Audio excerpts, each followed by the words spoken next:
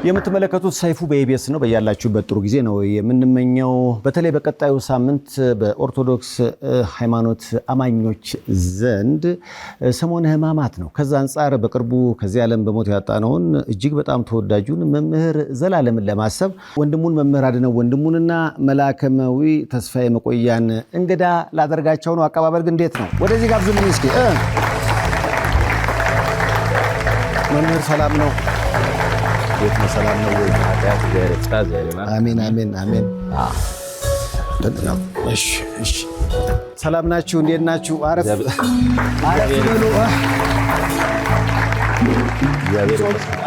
ይመስገን አምላክ። አሜን አሜን። እንዴት ነው ጾም? እንዴት ይዟችኋል? ጾሙ ያው ልዩ ነው። ብዙ ኦርቶዶክሳውያን የሚናፍቁት በነፍስም በስጋ ብዙ ጥቅም የምናገኝበት ነው።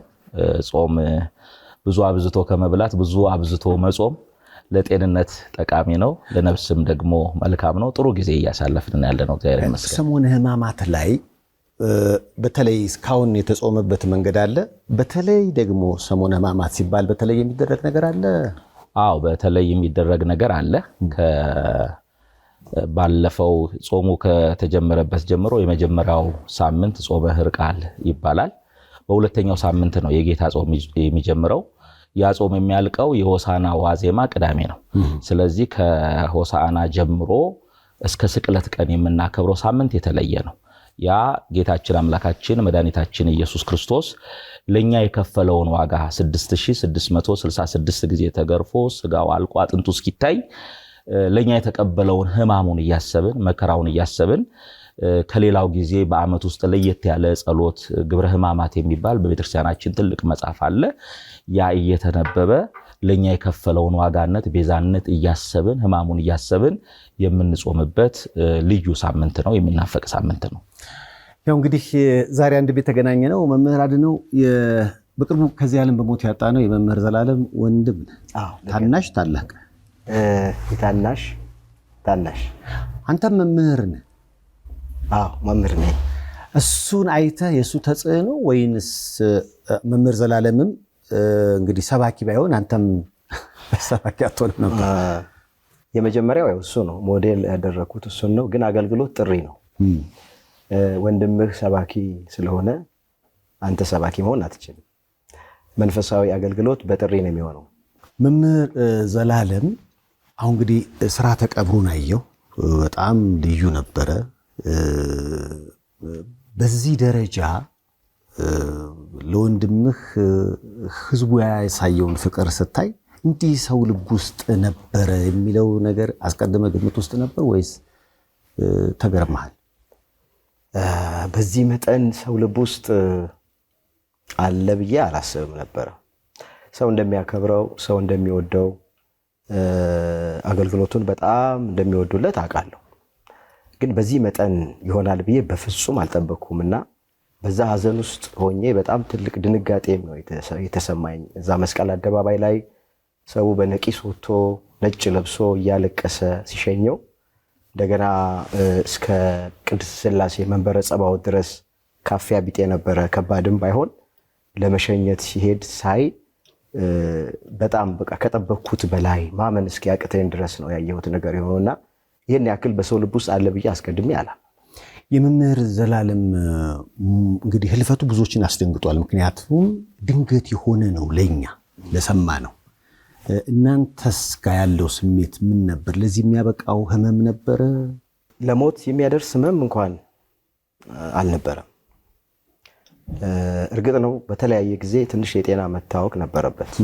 ከዛሬ 8 ዓመት ምናምን በፊት እዛው በሀገር አሜሪካ እያለ ትንሽ ጤና አጥቶ ሐኪም ቤት ገብቶ ተወሰነ ጊዜ ቆይቶ ወጥቷል። ከዛ በኋላ ግን ሙሉ ጤነኛ ሆኖ ይሰራ የነበረውን የበጎ አድራጎት ስራ በገጠር በከተማ ይሰራ ነበር። አገልግሎቱንም ሁሉ እንደሚያውቅ ያገለግል ነበር። ለሞት የሚያደርስ ህመም ግን ቤተሰብ የሚያውቀው ያን ያክል የለም። ድንገት የሆነ ነገር ነው፣ የእግዚአብሔር ጥሪ ነው ብለን ነው የምናምነው።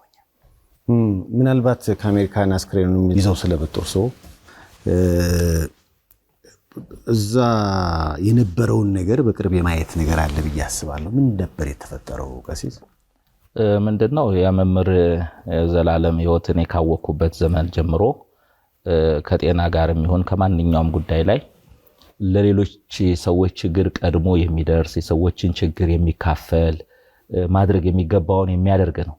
የራሱን ነገር ግን ይሄን ያህል ብዙ ለሰዎች ክፍት የሚያደርግ ሰው አይደለም።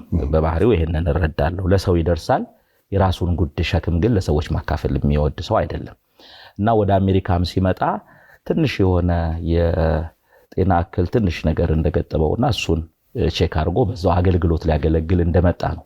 ሲመጣ ግን ሆስፒታል ሲሄድ ምን ሲል ሌሎችን ሰዎች ማስቸገር ስላልፈለገ በጣም ይቀርበው ለነበረው ለአንድ ሰው ነው ሲገባ ደውሎ እሱ ጋር አርፎ ወደ ኤርፖርት ሄደው። ስለዚህ መምጣቱንም ማነው ወደ ሆስፒታል ሄደው መምጣቱንም ሆስፒታል መግባቱንም እኛ በቅርብ አናውቅም ነበር። ቅድም መምህር እንዳለው ከ7 ዓመት በፊት እንደዛ አይነት ነገር ገጥሞት ጥቂት ወዳጆቹ ተራ በተራ እየተፈራረቁ ያስታምሙ ነበርና ሰው ላይ መክበድ የሚፈልግ ሰው አይደለም፣ ለሰው ሸክም መሆን የሚፈልግ ሰው አይደለምና ገባ። ያው ሐኪም ቤት ሲገባ ከዶክተሮቹ ጋር የተለዋወጠው ነገር አለ። ከመምህር አድነውም እንደሰማሁት ቅዳሜ አርብ ለቅዳሜ ሌሊት በዛ 5 ላይ በዚህ 11 ሰዓት አካባቢ ነው ያረፈውና አርብ ማታ ከመምህር አድነው ጋራ በፌስታይም ረጅም ሰዓት ሲያወሩ ሲጨዋወቱ ነበር። አርብ ደግሞ ሌላ ሁለተኛ ካህን ጠርቶ እዚህ ሆስፒታል ነኝ ያለሁት ይምጡ ብሎ እሳቸውንም ለጥቂት ደቂቃ አነጋግሯቸዋል። በጣም በርካታ አባቶች ጋር እየደወለ አሜሪካ መሆኑን ለብፁዓን አባቶች ሁሉ ነግሯል።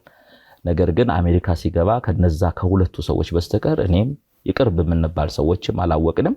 በኋላ ካረፈ በኋላ ነው ዘላለም አርፏል ተብሎ ስልክ የተደወለልን። ይሄ ለኛም እዛ ለነበር ነው አሜሪካ ለነበር ነው በመላው ዓለም ለነበረው ሰው በጣም አስደንጋጭ ሁኔታ ነው። ያው ድንገተኛ ነው። ምንም የምናውቀው ነገር የለም። ካረፈ በኋላ እንሰማን። እንደውም እኔ አየር ላይ ነበርኩኝ ታዲያስ አዲስ ፕሮግራም እየመራሁና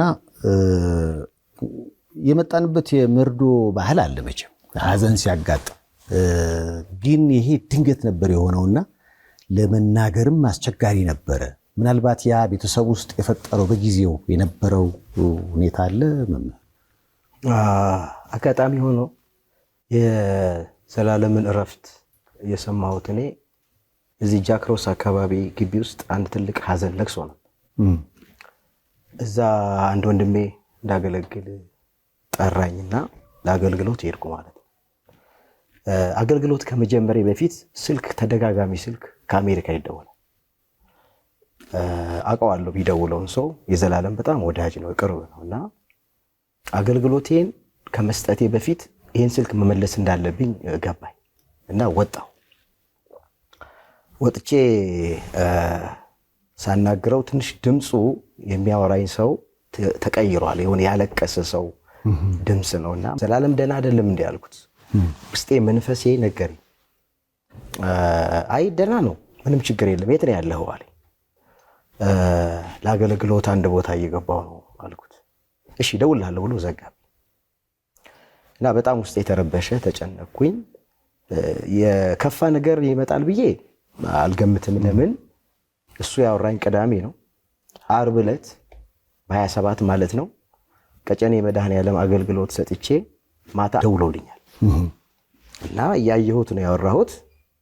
የበፊቱ ዘላለም ነው፣ ድምፁ አልተቀየረም። ምንም ለሞት የሚያደርስ ነገር የሚያበቃ ነገር የለም።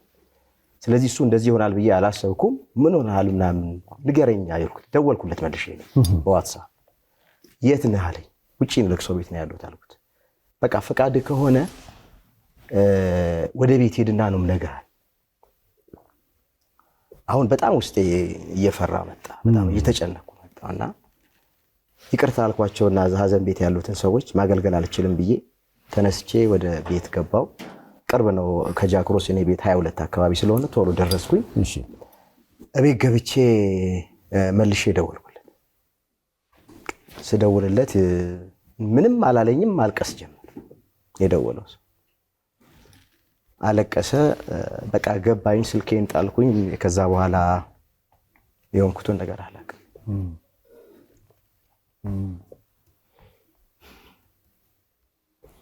ምናልባት መምህር ዘላለም ከህልፈቱ በኋላ ለብዙዎች የተገለጠ በጎ ስራውን አይተናል።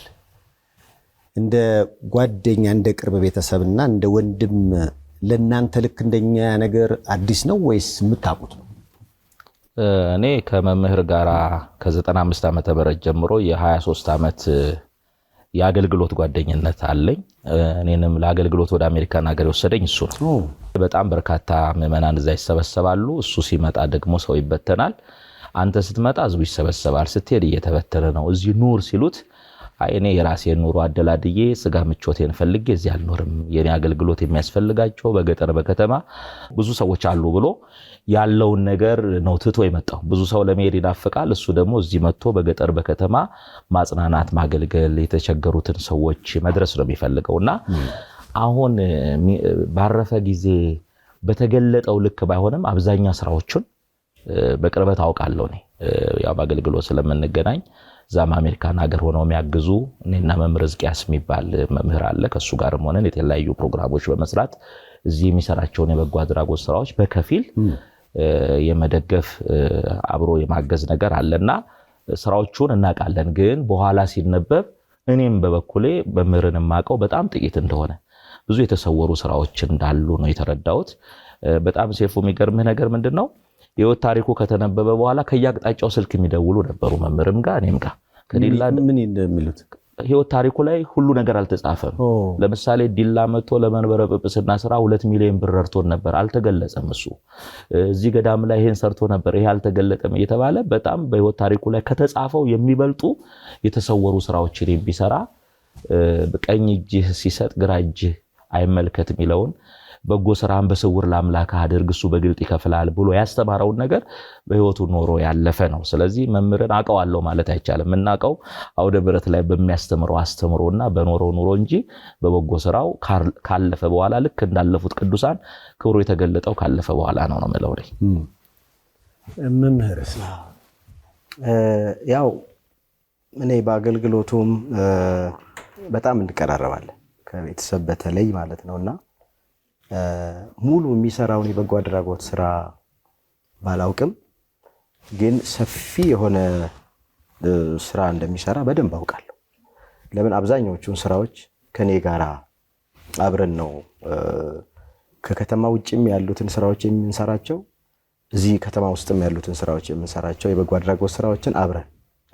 ስለዚህ ብዙዎቹን አውቃቸዋለሁኝ። እኔ ያው በህይወት ታሪኩ ላይ እንደተገለጸው መምህር ዘላለም ለራሱ ሳይሆን ለሰው የኖረ ነው።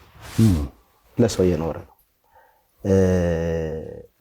እውቅና፣ ዝና፣ ጭብጨባ ያልወሰደው ጸጋውን ጠብቆ አገልግሎት ከጀመረበት ቀን ጀምሮ ተጠርቶ እስኪሄድ ድረስ ለሌላ ሰው ሞዴል ሆኖ ያለፈ አገልጋይ ነው። በምንም አይነት ነገር ውስጥ ዘላለምን አታገኙ። የትኛውም ፖለቲካ ደጋፊ አይደለም፣ ተቃዋሚ ማለት ከየትኛውም ግለሰብ ጋርም አብሮም አይቆም። ዘላለም ሻይ የሚጠጣው ጓደኛ የለውም በህይወቱ ዘመን። ተደብቆ ነው የኖረው፣ እንደ ምስኪን ነው የኖረው። እግዚአብሔር ግን ደግሞ እንደ ንጉስ እንዲሸኝ ያደረገው እና ይሰራቸውን ስራዎች በከፊል ነው ማቀው ነው ራሴ እንጂ ሙሉ ለሙሉ አውቃለሁ ብዬ ማለት አልችልም። በተለይም ከስብከቱ ስለ ሞት የተናገረበት ብዙዎች ሲቀባበሉት ስላየው ነው። ምናልባት የሚለውን የኖረ ያሉ ነበረ ሰዎች ሼር ሲያደርጉ የነበረው። ይሄን ቪዲዮ እስኪ አይተን እንመለስ።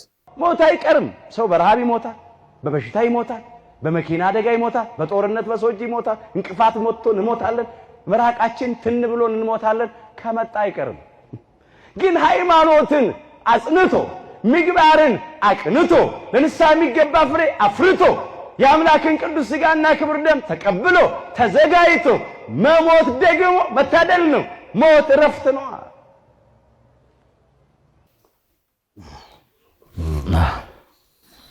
ምናልባት እዚህ ስብከት ላይ ያየሁት ነገር እሱም ራሱ በህይወት በነበረበት ዘመን ያደረጋቸው ሲሉ በቅርብ ያሉት ሰዎች ይናገራሉና አንተስ እንደወንድም በዚህ ላይ ምን የምትለው ነገር አለ? ምንድነው?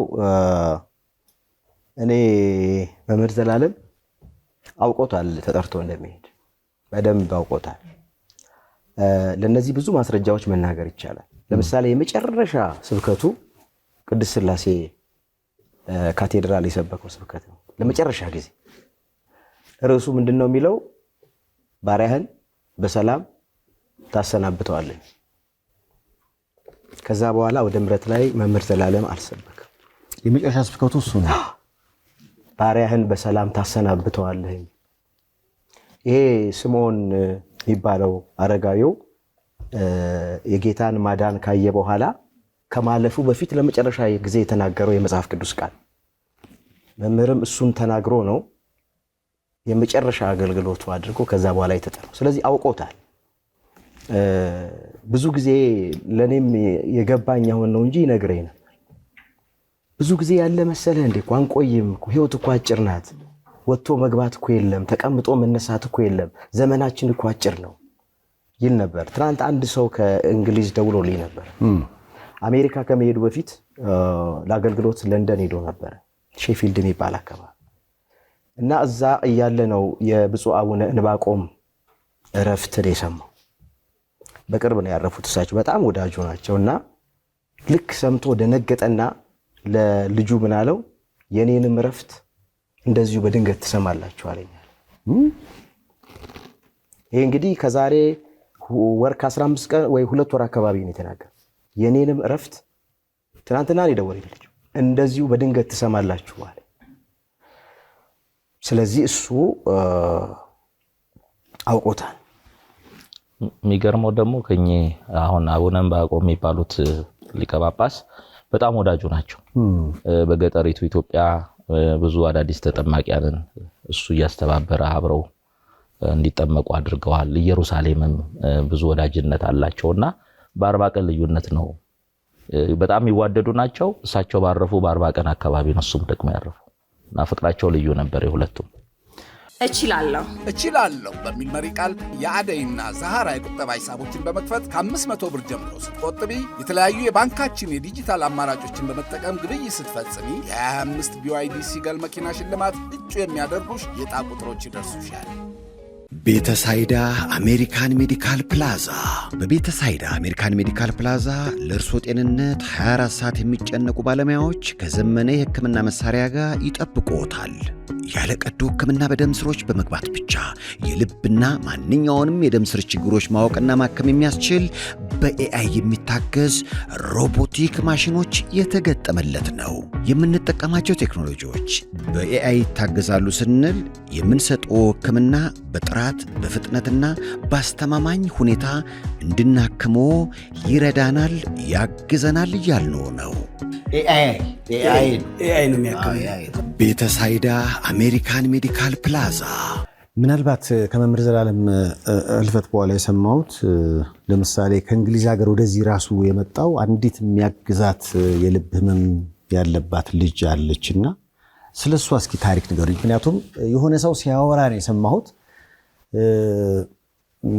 ትንሽ ለየት ያለ ይመስላል። ያው ዘላለም ቅድም እንዳልኩ ብዙ ስራዎችን የሚሰራው በስውር ምንም አደባባይ ላይ ወጥቶ እንዲነገርለት አይፈልግም። አሁንም ስላለፈ ነው የምናወራው እንጂ በህይወት ቢኖር በጭራሽ አይቀበለንም። እና ይሄንንም እኔ በሶሻል ሚዲያ ላይ ነው ያየሁት።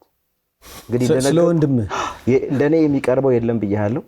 ብዙ ነገር ያጫውተኛል አገልግሎትን በተመለከተ፣ ግን ይሄን ሰራለው ብሎኝ አያውቅም።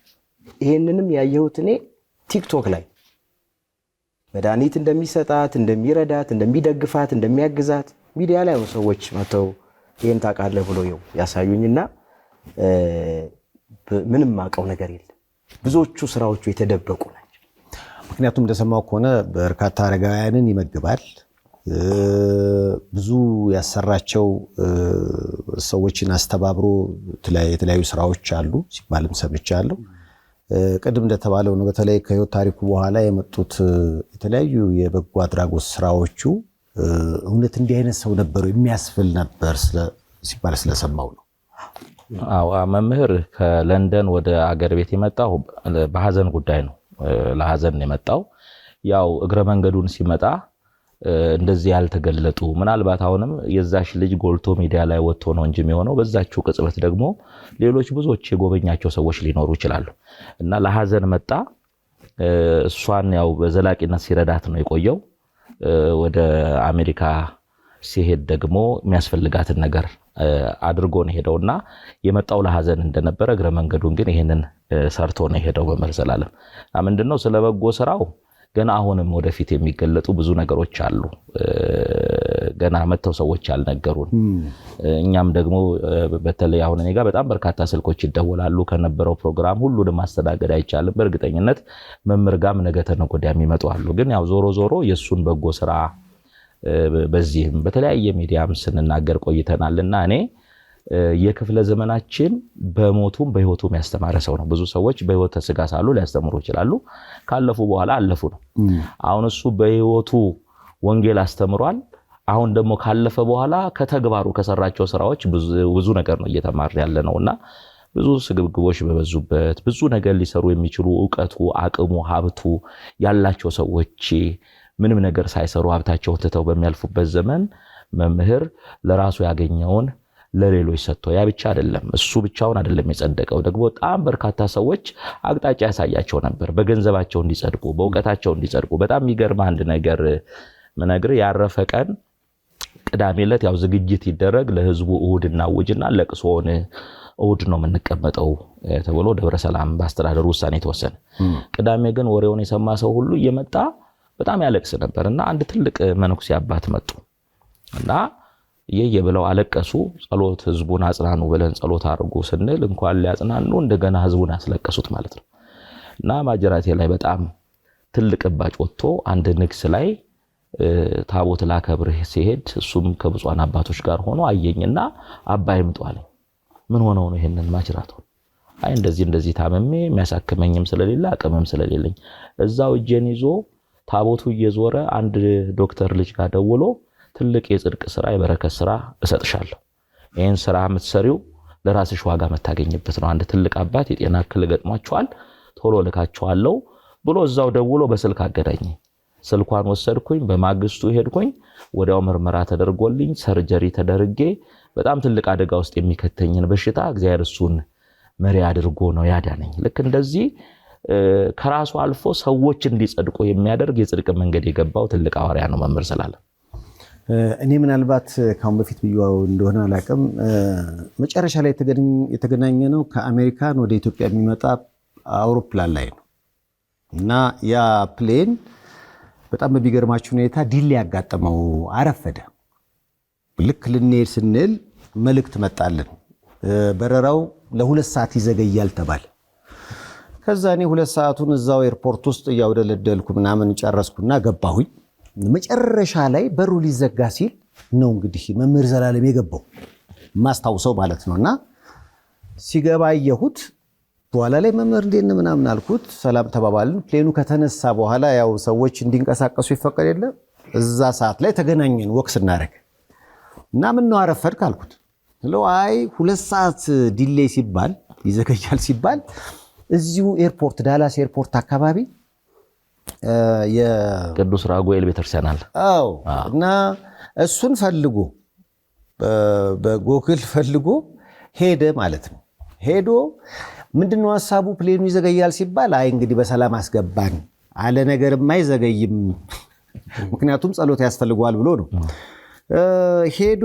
ግን ልክ እየጸለየ እያለ አንድ ሰው ያየዋል እና መምህር ዘላለምን የሚመስል ሰው በመልክም ነው ወይስ አንተም ተሰብካለህ ይለዋል። ሊቀልድ ነው ምክንያቱም ይመስለኛል ያረገው ልብስ ኖርማል ልብስ ነበረ፣ እንደዚህ አልነበረም።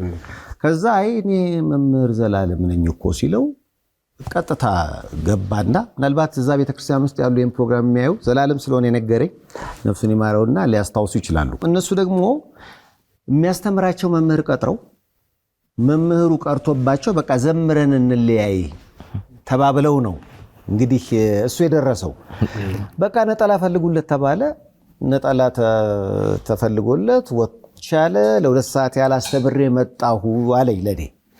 እንግዲህ መጨረሻ ላይ የነገረኝ እንግዲህ በህይወት አግኝቼውም የነገረኝ ነገር ይሄንን ነውና በዚህ አጋጣሚ ውስጥ ራሱ ምን ነበር ያለኝ?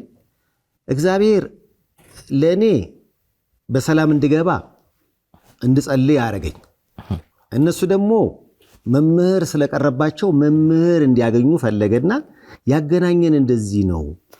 ከአንተ ጋር ደግሞ ይኸው የተጨዋወተ እንድንሄድ አገናኘን ብሎ ሁሉም ነገር በእግዚአብሔር እጅ የተጻፈ ነው። እውነት ነው። አጋጣሚ የሚባል ነገር የለም። የተወሰነ እና በጣም የተለየ ሰው ነበር በህይወት ዘመኑ። ምናልባት አሁን ለሌሎች መኖር ለራስ ሲተርፍ ነው። አንዳንዶች ጋር መምህር ዘላለም እንዴት ነበር የግል ህይወቱ ማለት የግል ምቾቱ? እንግዲህ ቅድም ለመጥቀስ እንደሞከር ነው ለእኔ የሚለው ምንም ነገር የለም። እንግዲህ በጣም ታዋቂ ነው፣ ዝነኛ ነው፣ ሁሉ ሰው የሚወደው ነው። ቤት ልግዛልህ የሚለው ሰው አለ፣ መኪና ልግዛልህ የሚለው ሰው አለ፣ ሌላም ነገር ላድርግልህ የሚለው በርካታ ሰው አለ። ግን የማንም ሸክም መሆን አልፈልግም፣ የማንም ባሪያ መሆን አልፈልግም ነው የሚለው አቋሙ ይሄ ነው። ስለዚህ ከማንም ሰው ምንም ነገር መቀበል አይፈልግም። ላድርግልህ እንኳን ካሉት ብዙ የሚሰራቸው የበጎ አድራጎት ስራዎች አሉ። ለነሱ አድርጉ ነው የሚለው። ከ200 በላይ ህፃናት ያሳድጋል። ከ300 በላይ አረጋውያንና አረጋውያት እነሱን ይደግፋል። በጦርነት በርስ በርስ ግጭት የሚፈናቀሉትን በሁሉም አቅጣጫ ሄዶ እዛ ቦታ ድረስ መደረግ የሚገባውን ነገር ያደርጋል፣ ድጋፍ ያደርጋል። አብነት ትምህርት ቤቶች ላይ በጣም ትልቅ ስራ ይሰራል። ሴተኛ አዳሪዎች እንደገና ውጪ ወጥተው መለመን የሚያፍሩ ጥሩ የሚለብሱ ስታያቸው ግን ሰው ፊት ቆመው ቸገሬ ማለት ማይችሉ በየቤታቸው ሄዶ በተለይ እንደዚህ እንደ ፋሲካ ያለ በዓል፣ የልደት በዓል፣ የዘመን መለወጫ በዓል ሲመጣ ለበዓል የሚያስፈልገውን በግ ገዝቶ በገንዘብ ይዞ ይጠይቃል እና በጣም የበጎ አድራጎት ስራዎች ላይ ሙሉ ጊዜውን የሚያጠፋ እንጂ ለኔ የሚለው አንዳች ነገር የለው። በቃ ላድርግልህ ብለህ ስትለው እኔን የምትወደኝ እኔን የምታከብረኝ ከሆነ እዚህ ጋር ማሳድጋቸው ህፃናት አሉ፣ ለነሱ አድርግ። እዚህ ጋር መረዳቸው አረጋውያን አሉ፣ ለነሱ አድርግ። ለነሱ ማድረግ ለኔ እንደማድረግ ነው ብሎ ነው የሚቆጥረው። አንድ ልብስ በጣም ረጅም ዓመት ነው የሚነግረው። መምህር ሊነግርህ ይችላል በዚህ ጉዳይ። እቃውን ይዞ የመጣው ሻንጣውን ከአሜሪካ እሱ ስለነበረ ሻንጣ ውስጥ ያለውን ነገር አይቷል። አሁን እሱ ገንዘብ ሳይኖረው አቅም ሳይኖረው መግዛት ስለማይችል አይደል፣ አንድ ኬሪዮን ነው ይዞ መሄደው። ሲሄድ ሲመለስም ይዞ የሚመጣው ያችን ኬሪዮን ነው ለራሱ ይዞ የሚመጣው። ምናልባት እዛ አካባቢ ያሉ አሜሪካን ያሉ ውጭ ሀገር ያሉ ለብሰዋቸው ማይጠቀሙባቸው አልባሳቶች አሉ የሚያስቀምጧቸው ዝም ብለው፣ እነሱን በሻንጣ አድርገው ይሰጡታል። ይዞ ይመጣና በየክፍለ ሀገሩ እየሄደ ያንን ያድላል። መጠቀም ያለበትን ኪሎ እንግዲህ እሱ የፕላቲኒየም ሜምበር አባል ነው። ከብዙ ማይል ስለተጓዘ 4 ሻንጣ ምንም ሻንጣ መያዝ እንደሚችል ነው ያወራኝ የነበረው። ያንን እንኳን እድል ያልተጠቀመ ሰው አሮጌ ልብሶች ሰዎች የተጠቀሙባቸውን ይዞ መጥቶ ለነዳያንና ለችግረኞች ለታረዙት የሚያለብስ ነው። ለራሱ ያልኖረ ለሰው ኖሮ ያለፈ ነው። ቅድም እሱ እንዳለው የመምህርን ሻንጣ ካረፈ በኋላ ያው ከአስከሬኑ ጋራ ይዤ ነው የመጣሁትና 2 የተለያዩ ትንንሽ ሻንጣዎች ነበር የሰጡኝ።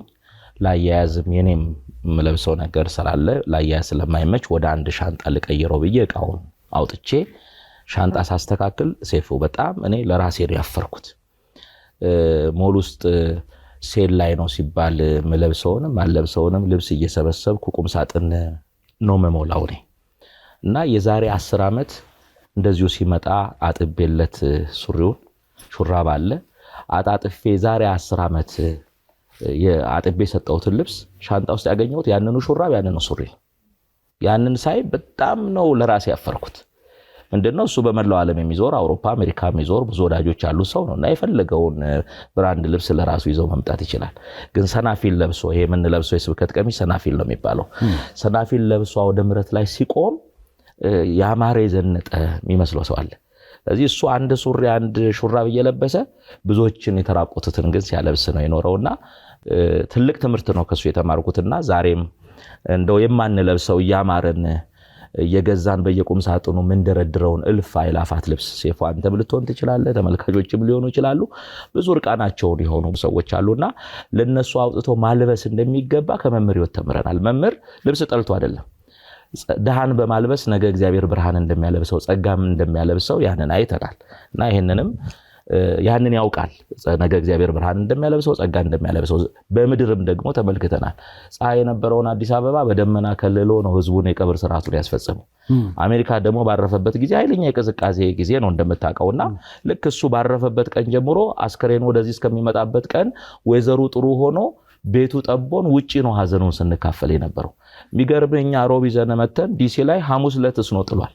ውጪ ነበር ያደረግነውና ይሄ ሁሉ የሚያሳየው ተደብቆ የኖረውን ተደብቆ የሰራውን ስራ እግዚአብሔር ከሱ ሕይወት ተማሩ ብሎ አሳይቶናል። እኛንም ምስክር አድርጎናል። ለመምህር ግን አሁን ብዙ ጊዜ በተለያየ ሚዲያም እየተናገርን ነው።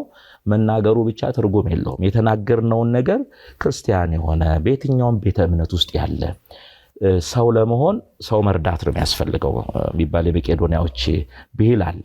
ሰው ለመርዳት ሰው መሆን በቂ ነው እና መምህር ቅድም ወደ 200 ህፃናት እንደሚያስተምር ያው በኢትዮጵያ መንግስት ሀገር በቀል ድርጅት አድርጎ የተመዘገበ የቦርድ ሜምበር ያለው ተቋም አለው። እዛ ተቋም ውስጥ ሄደ ብታይ የአንድ እምነት ሰዎችን የኦርቶዶክስ ልጆችን አይደለም ብታይ፣ ሙስሊሞች አሉ፣ ሌሎች አሉ። አንድ ላይ በሚሰበስባቸው ጊዜ ሁሉም እንደየእምነቱ ጸልዮ ነው ማዕድ የሚካፈለውና የእምነት ነፃነታቸውን ጠብቆ ሰው በመሆናቸው ብቻ ነው የሚረዳውና ይሄ ለብዙ ኢትዮጵያውያን ለሁሉም ቤተ እምነት ውስጥ ላሉ ሰዎች የመምህር ዘላለም ሕይወት አስተማሪ ነው ብዬ ነው ማስበው። ግሪን ስታር ኦርጋኒክ ሚሊንግ በከፍተኛ ጥራትና ጥንቃቄ የሚመረቱ ምርቶቻችን በዓለም አቀፍ ስታንዳርድ በሶስተኛ ወገን ተመዝነው ሰርቲፋይድ የሆኑ ናቸው። የጤፍ ዱቄታችን ከማሳ እስከ ገበያ ልዩ ቁጥጥር ከሚደረግለት ከንጹህ ኦርጋኒክ ጤፍ በዘመናዊ ፋብሪካችን ጥራቱ በላቦራቶሪ ተረጋግጦ እየተመረተ ለገበያ የሚቀርብ ነው። የተለያዩ ዱቄቶቻችንና የባልትና ምርቶቻችን ልዩና ተመራጮች ናቸው። ምርቶቻችንን በሁሉም ስቴቶች ከአማዞን፣ ዎልማርት፣ የሀበሻ ማርኬት እንዲሁም ከዌብሳይታችን ማግኘት ይችላሉ። ግሪን ስታር ኦርጋኒክ ሚሊንግ ለመላው የክርስትና እምነት ተከታዮች በሙሉ እንኳን ለጌታችን ለመድኃኒታችን ለኢየሱስ ክርስቶስ የትንሣኤ በዓል በሰላም አደረሰን።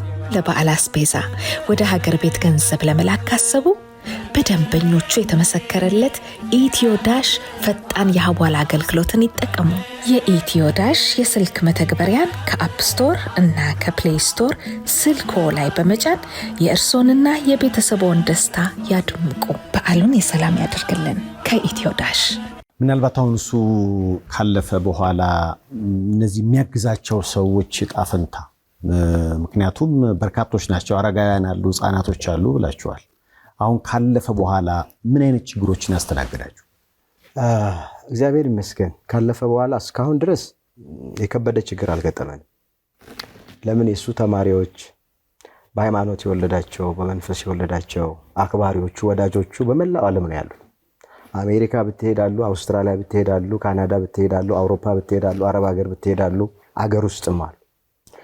እነሱ በፊት ያደርጉትን የነበረ ድጋፍ አሁንም እያደረጉ ነው ያሉት። ለምሳሌ 300 አረጋውያን በሳሪስ አቦ በቂርቆስ ቤተክርስቲያንና በየካ ሚካኤል ነው ምገባ የሚደረግላቸው።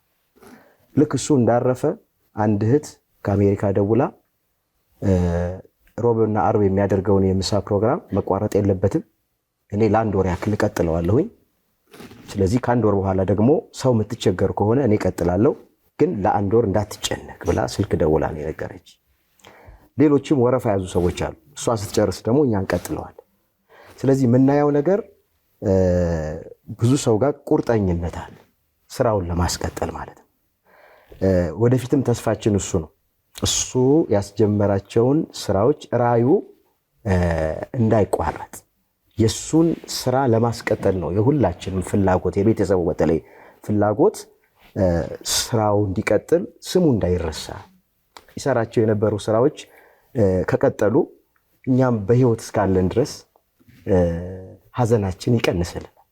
ግን እሱ የሚሰራቸው ስራዎች ከተቋረጡ ሀዘናችን እጥፍ ነው የሚሆነው። ስለዚህ በዚህ አጋጣሚ ይሄን ድምፅ የሚሰሙ የዘላለም አክባሪዎች፣ የዘላለም ተማሪዎች በመላው ዓለም ያሉትን አደራ ምለው የሚሰሩትን ስራ አብዛኛውን ስለሚያውቋቸው በፊት ታደርጉ የነበረውን ድጋፍ አሁንም ከሱ ህልፈት በኋላ እንዳይለይ ቁርጠኛ ሆነን ስራዎቹን ሁሉ ብንችል እሱ በሚሄደው መጠን እግዚአብሔር ከረዳንና ከፈቀደልን ደግሞ በእጥፍ አድርገን 200 የነበሩትን ህፃናት 1000 አድርገን እዚህ ጋር ያሉትን 300 አረጋውያንን ከዛ በላይ ጨምረን ለምን ስናግዝ በር ላይ ምን መልሳቸው ብዙ አረጋውያን አሉ አቅም ስለሌለ ማለት ነው። ስለዚህ ጨምረን እጥፍ አድርገን እኛም በህይወት እስካለን ተጠርተን እስክንሄድ ድረስ በጉልበታችን ይሁን በገንዘባችን ይሁን በእውቀታችን ይሁን አብረን እንድናስቀጥለው መልእክቴን በዚህ አጋጣሚ ሰይፍዬ ማስተላለፍ ፈልጋለሁ። አሁን ሰዎች እናግዝ ቢሉ እንደ ተቋም ህጋዊ ሰውነት አለው ማለት ነው። እዚህ ጋር ገለጻ ለማድረግ ቅድም እንዳልኩ የህፃናቱ ህጋዊ አካል ማን ነው? በህጋዊ መንገድ የተቋቋመ ተቋም ነው። ምን ይሰኛል? የዲዲያ ህፃናት ማሳደጊያ። አዎ ዲዲያ ህፃናት ማሳደጊያ ነው የሚባለው። ከዛ ከታች ጀምሮ ከቀበሌ ከክፍለ ከተማ ጀምሮ እስከ መንግስት ድረስ በፍትህ ሚኒስቴር የተመዘገበ አገር በቀል ድርጅት ነው። ራሱ ቦርድ ሜምበር አለው፣ የባንክ አካውንት አለው። በግለሰብ አካውንት አይደለም የሚገባው። ስለዚህ የሱን መረጃ ለእናንተ ልንሰጥ እንደው ያው እንግዲህ ይሄን ቃለ መጠየቅ እያደረግ እንደውም ከዚህ ስር የዲዲያ ህፃናት ማሳደጊያ ተቋም የባንክ አካውንት መኖሩን መግለጽ እንወዳለን። አዎ የአካውንት በህጋዊ መንገድ የተቋቋመ የተቋሙ እንጂ ግለሰብ አይደለም። ስለዚህ ከውጭ ሀገርም የምትመጡ ይሄንን የምትረዱ ህፃናቱን የምትረዱ በምትመጡበት ጊዜ በዛ የሚመለከተው ስልክ ቁጥር አለ የሱን። እንደገና ደግሞ አረጋውያኑን በመመገብ ረገድ አሁን ለጊዜው በመምህር አድነው በኩል ነው የአረጋውያኑ ስራ እየተሰራ ያለው። የመምህር አድነውንም ስልክ እናስቀምጣለን የአረጋውያኑ እንዲቀጥል።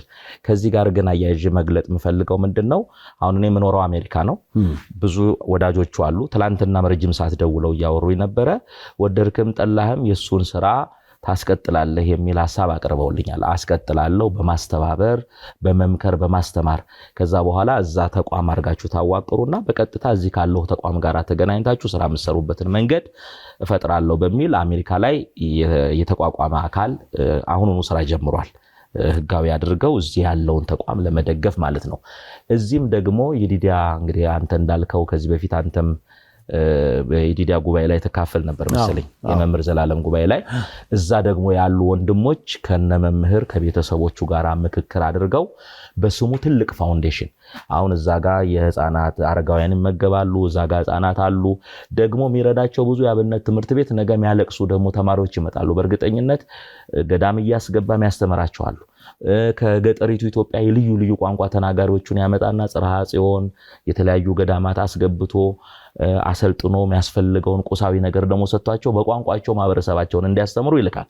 ብዙ እኛ ማናቃቸው ነገር ዘላለም ይረዳን ነበር የሚሉ ሰዎች ይመጣሉና ያንን ዝሩ ሆነን በየአቅጣጫው ከማድረግ በስሙ ትልቅ ፋውንዴሽን ተቋቁሞ አረጋውያኑ የሚመገቡበት ገዳማት አድባራትም የሚረዱበት ልጆችም የሚማሩበት እነዚህ ወላጅ አልባ ህፃናት የሚያድጉበትን ነገር ለመስራት ምክክር ይኖረናል።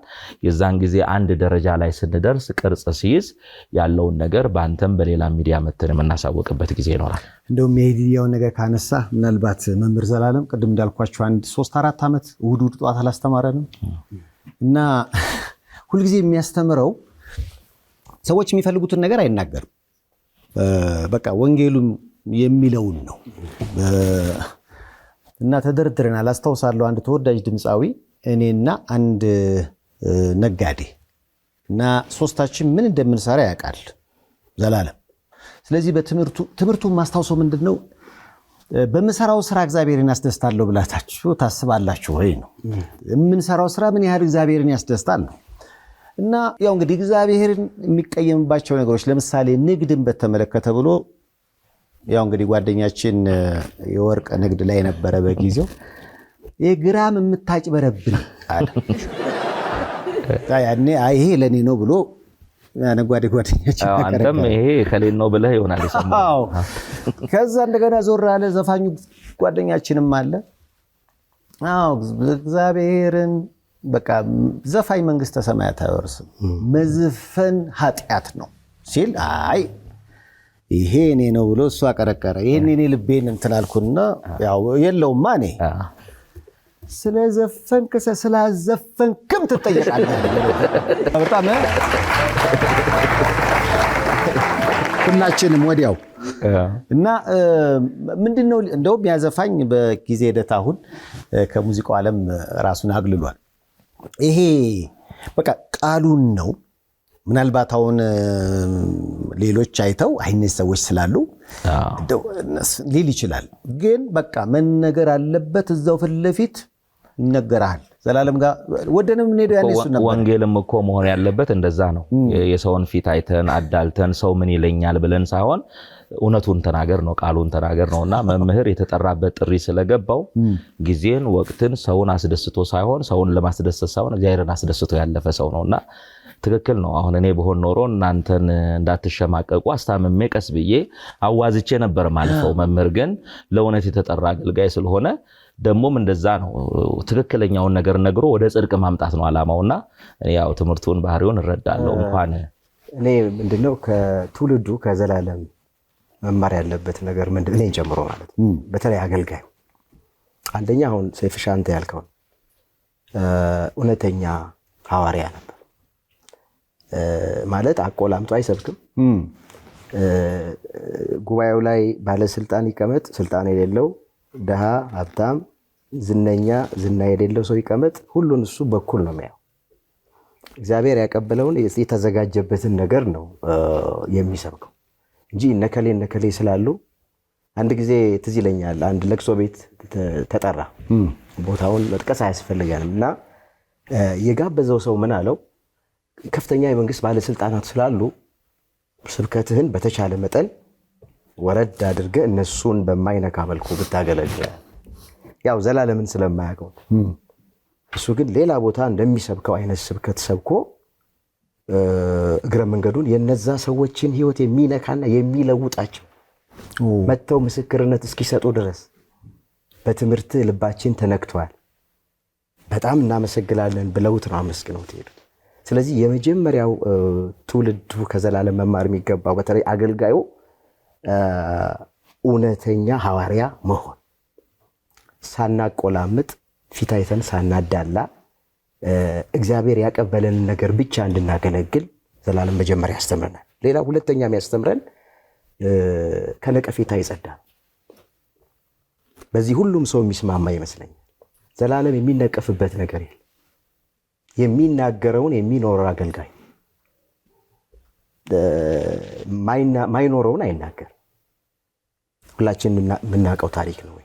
መድረክ ላይ በስብከቱ ያስተላልፋትን መልእክት በተግባር ሲኖረው ታያለ። ከቃል ይልቅ ተግባር ይሰብካል ይላል እሱ ብዙ ጊዜ በስብከቱ መካከል። ከቃል ይልቅ ተግባር ይሰብካል። ሰዎች ቃላችንን ብቻ ሳይሆን የሚሰሙት ተግባራችንን ነው የሚያዩት። እኔ ስለ ፍቅር ሰብኬ ልቤ ውስጥ ጥላቻ ካለ፣ ስለ ይቅርታ ሰብኬ ቂም በቀለኛ ከሆንኩ፣ ስለ ትህትና ሰብኬ ትዕቢተኛ ከሆንኩኝ ይሄ አይሆንም፣ አያስኬድም። እሱ የሚሰብከውን የሚኖር ነው። ስለዚህ ትውልዱ በተለይ አገልጋዩ ሁለተኛ ከዘላለም የሚመር ከነቀፌታ የጸዳ የተናገረውን የሚኖር። ሶስተኛ ቅድም እንደተናገርኩ ለራሱ ሳይሆን ለሰው የሚኖር አገልጋይ ለራሱ ሳይሆን ለሰው መኖር መቻል አለበት። በአራተኛ ደረጃ ጊዜ አጠቃቀም። ለነገ የሚለው አንዳች ነገር የለም። ሁልጊዜ በሌላ ሚዲያ ላይ ተናግሬዋለሁ። ስብከት ሲሰብክ ምን አይነት አቋም አለው? እቺ ዛሬ የምሰብካት ስብከት የመጨረሻ ስብከቴ ልትሆን ትችላለች ብሎ ነው የሚሰብከው። ከለንደን የመጣ ጊዜ ጠዋት ከኤርፖርት የተቀበልኩት እኔ ነበርኩ እና ደክሞታል። እንደ ደከመው ፊቱ ያስታውቃል። ቤት ገብተህ እረፍ አልኩት። አንድ ቀጠሮ ነበረን። ቀጠሮ ምንድነው? እዚህ ሰበታ አካባቢ የሚኖሩ አይነ ስውራኖች አሉ። ከበጎ አድራጎት ስራዎቹ መካከል አንዱ እነዚህን አይነ ስውራኖች ይደግፋቸዋል። ዘይት በመስጠት ዱቄት በመስጠት በገንዘብ ካሽ በመስጠት እንደገና ደግሞ ሁሌ ተረጂ እንዳይሆኑ ራሳቸውን መቻል አለባቸው ብሎ ቦታ ገዝቶ እዛ ቦታ ላይ ቤት ገንብቶ ራሳቸውን እንዲችሉ ሂደት ላይ ያለ ነው ተጠርቶ የሄደው እና ለነሱ የሚሆን ቦታ ለመግዛት ከአንዲት እህት ጋር ተቀጣጥረን ስለነበረ የመጣው ከለንደን ነው። ደክሞታል፣ መሄድ አለብናል። አይ ረፍት ማድረግ አለብህ አልኩት። ማታ እኮ አሜሪካ ይሄዳል። ከለንደን ጠዋት ገብቶ ማታ አሜሪካ ይሄዳል እና ማረፍ አለብህ ስለው በፍጹም አለ።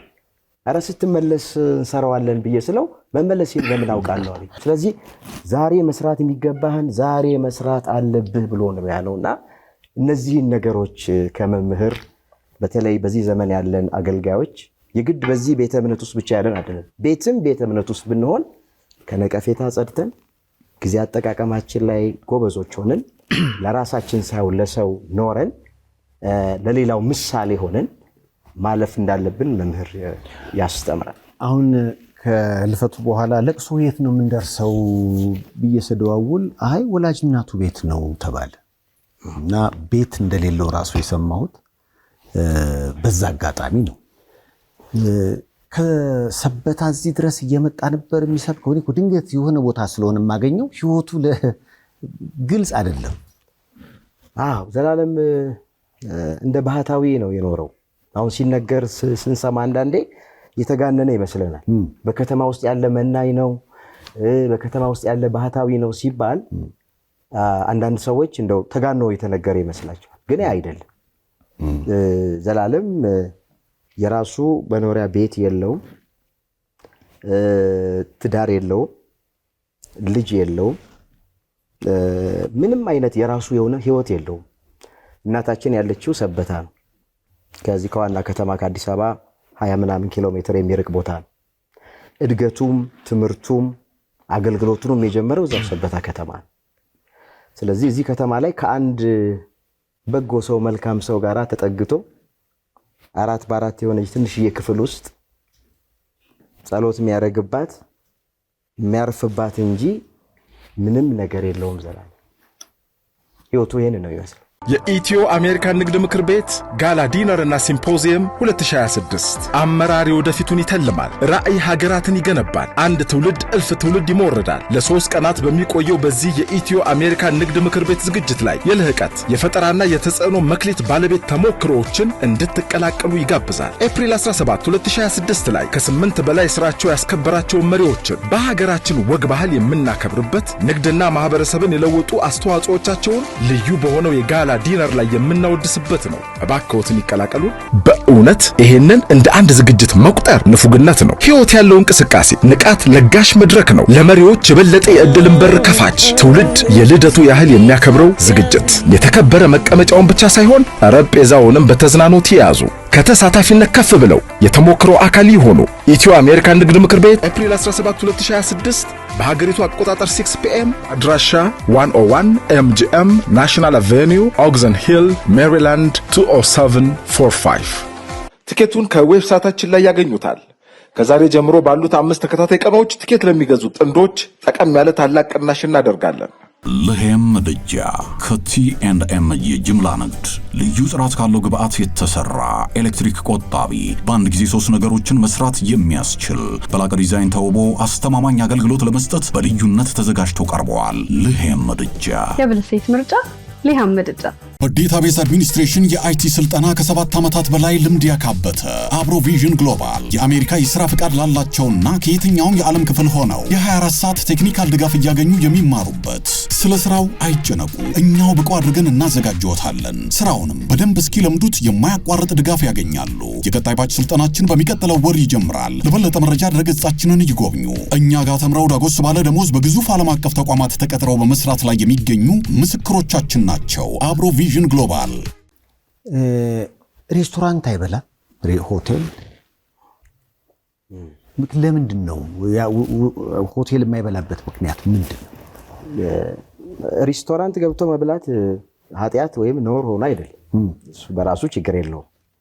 ግን ዘላለም በጣም ለሌላም ሰው የሚጠነቀቅ ሰው ምን አይነት አቋም አለው? ምግብ ሊበላ ሬስቶራንት ውስጥ ስገባ ሰው ቢያይ ምግብ ሊበላ ነው የገባው አይልም። ሌላ ነገር ሊያስብ ይችላል፣ ይሰናከላል። ስለዚህ ገብቼ መብላት መብቴ ነው፣ ግን መብቴ ለሌላው እንቅፋት የሚሆን ከሆነ መብቴንም በሆን መተው አለብኝ ብሎ የሚያምን ሐዋርያው ጳውሎስ የተናገረው ቃል አለ አይደል? የኔ ስጋ መብላት ለሌሎች መሰናክል የሚሆን ከሆነ ለዘላለም ስጋ አልበላም ብሎ ተናግሯል። ጳውሎስ ስጋ መብላት እኮ አልተከለከለም፣ ግን የኔ ስጋ መብላት ሌሎቹን የሚያሰናክላቸው ከሆነ የተፈቀደው ነገር እንኳን ይቅርብኝ ብሏል። ስለዚህ መምህርም ሬስቶራንትም ካፌም እንደዚህ አይነት ቦታዎች ገብቶ አይጠቀምም። ማይጠቀመው ኃጢአት ነው ብሎ ሳይሆን በቃ ራሱን ደብቆ መኖር ነው የሚፈልገው። ራሱን መታየት አይፈልግም። ከገባም ያም ሰው እየመጣ ሰላምታው ወዳሃለው እንደዚህ ይልሃሉ ስለሚለው ያንን ነገር አይፈልገውም። ለመሸሽ ነው፣ ለመሸሽ ብሎ ነው። ከዚህ የተነሳ ነው ምናልባት በዚህ ላይ የምጨምረው የለም። አስታውሳለሁ ከዛሬ 20 ዓመት በፊት ያው መምህራንን ሰብስቦ እዚህ እስጢፋኖስ ያሰለጥን ነበር። ሁላችንም እያስተማርንም ከሱ እንማር ነበርና አንድ ወዳጅ አለው እኔ መምህር ሆነን እስቲ አንድ ቀን እንኳን ምሳ እንድንበላ ጊዜ ስጠን ብለን ለምነነው በስንት መከራ እንግዲህ በ23 ዓመት ውስጥ አንድ ቀን ከመምህር ጋራ ያው ቦታ ተፈልጎ ምሳ በልተናል መሰለኝ ካልተሳሳትኩ ተደብቀን እና እኛ ለምነነው አስቸግረነው ለወንድሞቹ ለጓደኞቹ ፍቅር ሲል እንግዲህ በ23 ዓመት አንድ ጊዜ ነው ከሱ ጋራ እንደዚህ ተደብቀን ጭር ያለ ቦታ ሆቴል የተመገብነው። ከዛ ውጪ ያው በነፃነት እኔ አሜሪካ ቤት አግኝቻለሁ እንጂ ውጪ ላይ እዚህ ቦታ ዘላለም ከአገልግሎትና ከስራ ውጪ እዚህ ቦታ ተገኘ የሚባልበት ቦታ የለው። ምናልባት መምህር ተስፋዬ አሜሪካን ሀገርም ተገናኝተናል። በሜሪላንድ ውስጥ የአርሴማ ገዳም በጊዜው ጎብኝቻለሁ። እንደውም እኔ አሁን ያለበት ሁኔታ እንዴት ነው? ምክንያቱም ያኔ ስመጣ በጣም ልዩ ነበረ። በጣም ትልቅ ሰፊ ቦታ ላይ ነው የተገነባውና በጊዜው ችግሮች እንደነበሩበት አስታውሳለሁ። እንዴት ነው አሁን የአርሴማ ዕጣ ፈንታ? ችግሩ ሰፊ ነው። በነገራችን ላይ አንተ በዛ አጋጣሚ መተገዳሙን ስለጎበኘህ እኛም እዛም የነበሩ ሰዎች ሁሉ እጅግ በጣም ደስ ብሏቸዋል። ደስ ያላቸው ምንድነው እንዳየኸው አንተ በአካል እዛ እንደተመለከትከው ከተለያየ ከካናዳ ከመላው አውሮፓና ከመላው የአሜሪካ ግዛት ብዙ ሰዎች የሚጽናኑበት ሱባኤ የሚገቡበት ቦታ ነው አንተ እንዳየኸው። ነገር ግን እኛ ይሄንን ቦታ ስንጀምረው በኢትዮጵያ ሐሳቤ በመቃኘው እንዳየኸው መሰረታዊ ነገር ባልተሟላበት በትንሽ አዳራሽ ውስጥ ነው የጀመርነው። ነገር ግን ቦታው ላይ ከሚሰጠው አገልግሎት ከሚደረገው ገቢረ ተአምራት የተነሳ ህዝብ በጣም በዝቶ መኪናም ከመጠን በላይ ሆኖ ግቢው እየተጠለቀለቀ ሲሄድ የአካባቢው ባለስልጣናት ይሄ ሁሉ ህዝብ መጥቶ ይሄ ሁሉ መኪና እንደዚህ ቆሞ አገልግሎት የምትሰጡ ከሆነ ፉል ሳይት ፕላን መሰራት አለበት፣ ፓርኪንግ መዘጋጀት አለበት፣ ይሄንን ሁሉ ህዝብ የሚያስተናግድ ቤተክርስቲያን መሰራት አለበት ብለው እገዳ ጥለውብን ያው ትልልቅ እንደዚህ አይነት በዓል ማክበር ለጊዜው አቁመናል። ግን በለወሳስ በድብብቆሽ ማለት በሚቻል ደረጃ አንተም መተህ እንዳየኸው ወንዶችም ሴቶችም እየመጡ ሱባኤ ይገባሉ፣ እየተጠመቁ ይፈወሳሉ። አሁን ያለበት ሁኔታ ምንድነው? እሺ ይሄንን ህዝብ የምናስተናግድበት እንዳላችሁ ፓርኪንጉንም እንስራ፣ መንገዱንም እንስራ፣ ቤተክርስቲያኑንም እንስራ፣ ፈቃድ ስጡን ስንል ፈቃድ ደግሞ የሀገሩ ህግ ፕሮሰስ አለው። ያንን ፕሮሰስ አስኪዳችሁ ሲያልቅ ነው አሉን። ለ5 ዓመት ኢትዮጵያውያን ኢንጂነሮች በነፃ ዲዛይኑን ሰርተውልን ከ5 ዓመት ቆይታ በኋላ አሁን የግንባታ ፈቃዱ ኦሬዲ አልቋል። ኦንላይን ገብተን አይተናል። ፐርሚቱን እጃችን ላይ ማስገባት ብቻ ነው የቀረን። ያው ወደፊት ይሄ ቦታ እንዳየኸው ለህዝብ ሰፊ ጥቅም የሚሰጥ ቦታ ነው። ሁሉም ኢትዮጵያዊ ኤርትራዊ መጥቶ የሚጽናናበት አይተህ ከሆነ ኤርትራ ባንዲራ ያየሁኝ። ያ ማለት 50% ኤርትራዊ ነው በቦታው ላይ መጥቶ የሚጠቀመው። ይሄ አዲስ ሊሰራ የታሰበው ዲዛይን ነው። ፈቃዱ የዚህ ነው እያለቀ ያለው። እንግዲህ ወደፊት ራሱን በቻለ መልኩ አንተም መተህ ስላየህ እዚህ አጋጣሚ አንድ መጠቆም የምፈልገው ያንተን መርሃ ግብር ሾው የሚከታተሉ ብዙ ሰዎች አሉ። አሜሪካ ላይ ገዳም ስንላቸው ቅብጠት የሚመስላቸው ገዳም መግባት ከፈለገ ኢትዮጵያ መጥቶ ደብረ ሊባኖስ አይገባም እዛ ምን ያደርጋል የሚሉ ሰዎች አሉ። ወረቀት የሌላቸው ወደ ሀገር ቤት መምጣት የማይችሉ አንተ ስለምታውቀው ምንም ብዙ ማብራራት አይጠበቅም። እኔ እቻለሁ። ምናልባት ብዙ የጨነቃቸው ሰዎች አሜሪካን ሜሪላንድ በሚኖረው ገዳም ውስጥ እኛም ስንጎበኝ አይተናቸዋል። በመኖሪያ ፈቃድ ችግር ልጆቻቸው ከአደንዛዥ ጋር በተገናኘ ችግር ያጋጠማቸው የተለያዩ ተመሳሳይ ራሳቸው ስትረስ ውስጥ ይገቡ ፈቃዱ መጥቷል።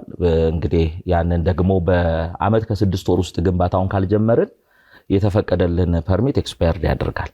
እንደገና ያንን ደግሞ ፕሮሰስ ለማድረግ ሌላ 5 ዓመት ነው የሚፈጀውና በዚህ በአመት በ6 ወር ውስጥ እንደ እግዚአብሔር ፈቃድ ስራውን እንጀምራለን ብለናል። ኢትዮጵያም ላይ በመላውም ዓለም ልንሰራ ያሰብነው ነገር አለ። የዛን ጊዜ ያው ቦታውን መተህ ስለረገጥክ ታግዘናለህ ብለን ተስፋ እናደርጋለን። እግዚአብሔር ያሳካዋል አይደል? ምን ችግር ያለ ምናልባት ለስንብት፣ ምክንያቱም ያው ሰሞነ ሕማማት ስለሆነ ከሜሪላንዱ ከአርሴማ ገዳም ጋር በተገናኘ ትንሽ ለየት ይላል ራሱ የገዳሙ አመሰራረት። ለስንብት የማቀርበው ጥያቄ እዚህ ላሉ ተመልካቾችና በመላው ዓለም ይህን ፕሮግራም ለሚያዩ፣ ምክንያቱም ቦታው ሲገዛ ቦታውን ላይ የነበሩት ነጭ አሜሪካውያን ችግር ነበረ መጀመሪያ አካባቢ አይደል? የሚገርመው አሁን 4 ቦታ ነው በ4 ዓመት ውስጥ ገዝተን በ7 ዓመት ውስጥ ፔድ ኦፍ ያደረግነውና የመጀመሪያው ቦታ 26 ሄክታር ቦታ ነው። ትልቅ መሬት ነው። አይተዋል። በመኪና ነበር የሚዞረው። እሱን ገዝተን ይሄንን በዓል ስናከብር ህዝቡ እንደዚህ ጎርፎ ሲመጣ መግቢያው ላይ ነበሩ የሴቶችና የወንዶች ማረፊያ ብለን ያልነው ቤት አይታል። እዛ ውስጥ የነበሩ ሰዎች በጸጥታ ነው የኖሩት። ይሄ ሁሉ ህዝብ ሲመጣ ተረበሽን ብለው ለክልሉ መንግስት ከሰውን ነበር። በዛን ጊዜ ጸሎት አሳያዝንባቸው። እዚህም ገዳም እንዲጸለይልን እኛም እዛ ምን አይነት ጸሎቱ ምን ነበር?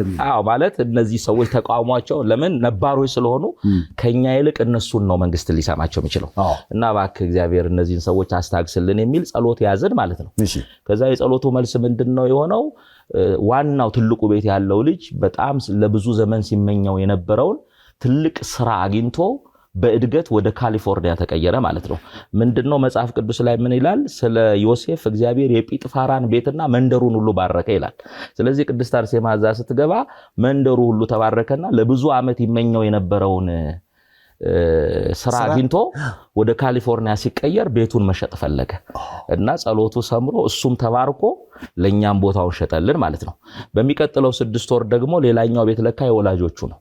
እኔ ነበርኩ አጠገቦኝ መንከባከባቸው። አሁን እነሱ አርጅተዋል። እኔ ካሊፎርኒያ ነኝ ስላልቻልኩ ይሄኛውንም ግዙኛልና ያው እንዳለ አካባቢውን ቅድስት አርሴማ ተረክባ እዳውን ከፍለን እነሱም በሰላም ተባርከው ሄደው የኛም ጸሎታችን ተሰምቶ እዚህ ደርሰናል። አሁን ግንባታውን የሚያስጨንቀን ለሱም ደግሞ እየጸለይን ነው። እንግዲህ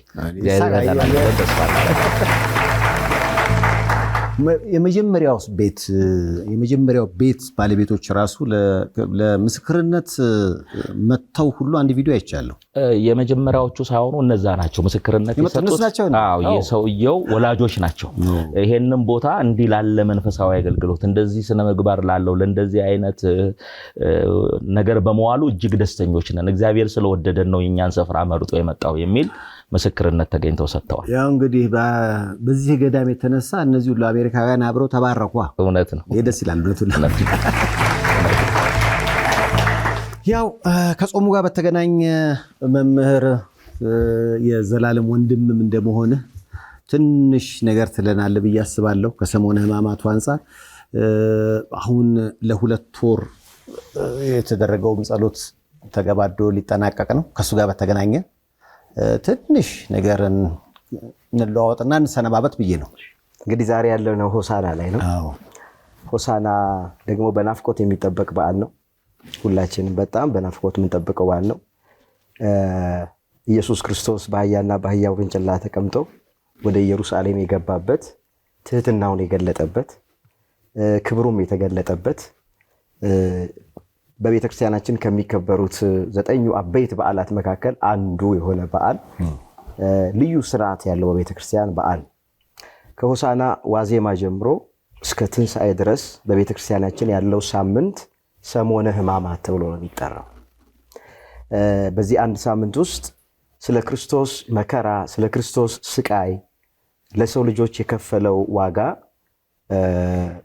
የሚዘከርበት የሚታሰብበት፣ ከብሉይ ኪዳንም ከአዲስ ኪዳንም ከሊቃውንት መጽሐፍትም ተወጣቶ የክርስቶስን ሕማሙን መከራውን የሚያወሱ ምንባባት የሚነበቡበት፣ ሰው አብዝቶ የሚሰግድበት፣ በፊት ከሚጾመው ጾም ይልቅ ሰዓቱን ጨምሮ ገፋ አድርጎ ፀሐይ እስክትጠልቅ ድረስ አብዛኛው ሰው የሚጾምበት በጣም ልዩ የበረከት ጊዜ እና በዚህ የሰሞነ ሕማማት ውስጥ ያሉት ሳምንታት የራሳቸው የሆነ መጠሪያ ስያሜም አላቸው። ሰኞ የራሱ መጠሪያ ስያሜ ያለው መርገመ በለስ ይባላል። አንጾተ ቤተ መቅደስም ይባላል። ማክሰኞ የጥያቄ ቀን፣ የትምህርት ቀን ይባላል። ክርስቶስ ለመጨረሻ ቀን ሰፊ ትምህርት ያስተማረበት ቀን ነው።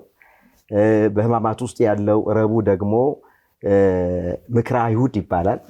አይሁድ ክርስቶስን ለመስቀል ሞት አሳልፎ ለመስጠት የተማከሩበት ቀን ነው። ሐሙስ ደግሞ ጸሎተ ሐሙስ ተብሎ ይጠራል።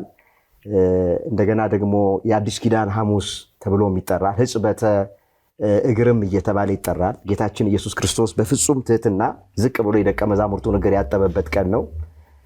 እኔ እንዳደረግኩላችሁ እናንተም እርስ በርሳችሁ አድርጉ፣ እናንተ መምህር ትሉኛላችሁ፣ ነገር ግን እኔ እንዲሁ ነኝ ብሎ ጌታ ሆኖ ሳለ አምላክ ሆኖ ሳለ ዝቅ ብሎ የማበሻ ጨርቅ ወስዶ የተማሪዎቹን የደቀ መዛሙርቱን እግር ያጠበበት ቀን ለዚህ ነው በቤተ ክርስቲያን በጸሎተ ሐሙስ ፓትርያርኩ ሊቃነ ጳጳሳቱን እግር ያጥባል፣ ሊቃነ ጳጳሳቱ የኤጲስቆጶሳትን እግር ያጥባሉ። እንዲሁ በተዋረድ በቅደም ተከተል መነኮሳቱ የካህናቱን፣ ካህናቱ የዲያቆናቱን፣ ከዛም በተራ የምዕመናንን እግር መተጣጠብ አለ። ስለዚህ በጸሎታ በሰሞነ ሕማማት ውስጥ ያለችው ሐሙስ የአዲስ ኪዳን ሐሙስ ትባላለች። ሕጽበተ ሐሙስም ተብላ ትጠራለች። እንደገና ደግሞ በዛች ዕለት የሚስጥር ቀንም ተብላ ትጠራለች።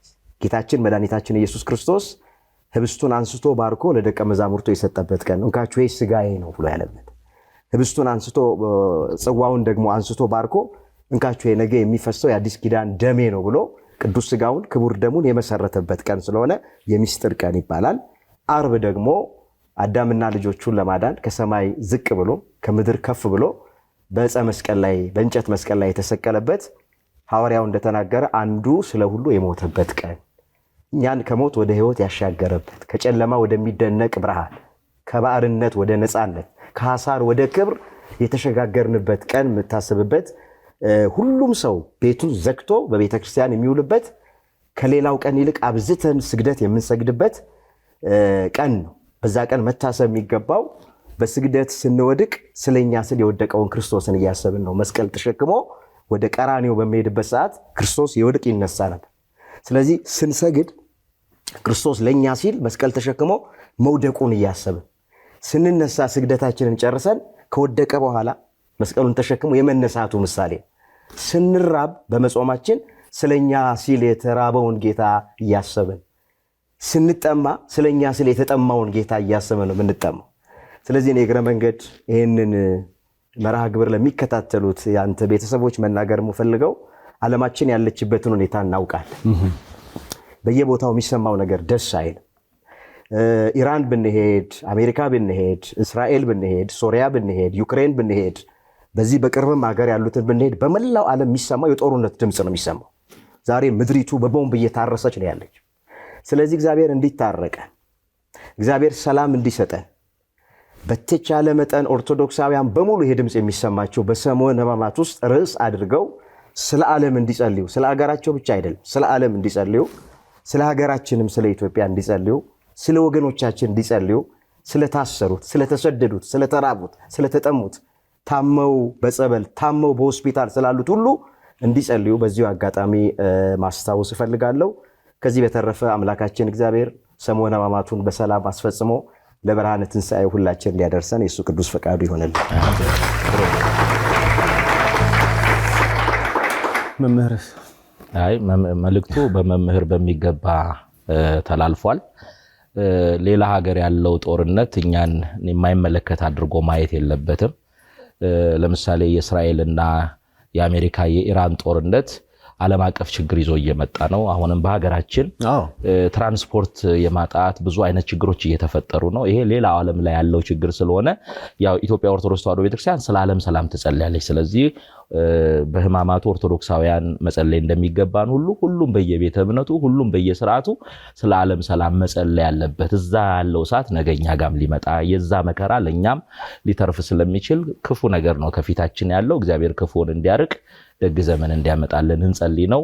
አንተም ይሄን እድል ስለሰጠህን እጅግ በጣም ለሁላችንም አራያ መምህር ወንድም የሆነውን መምህር ዘላለምን በዚህም ባንተ ሚዲያ ባንተ ቤተሰቦችም ይሄንን ቀን ስለተዘከረ አንተንም ስለ መምህር ብለን በጣም እናመሰግናለን። እግዚአብሔር ይስጥልን። በዚህም ካንተ ጋር አብረው የሚሰሩትንም ሁሉ የዚህ በጎ ስራ ተባባሪ የመምህርን ስራ ለዓለም ማሳየት ትልቅ የበረከት አገልግሎት ነውና ሁላችሁንም እግዚአብሔር ይባርካችሁ እላለሁ።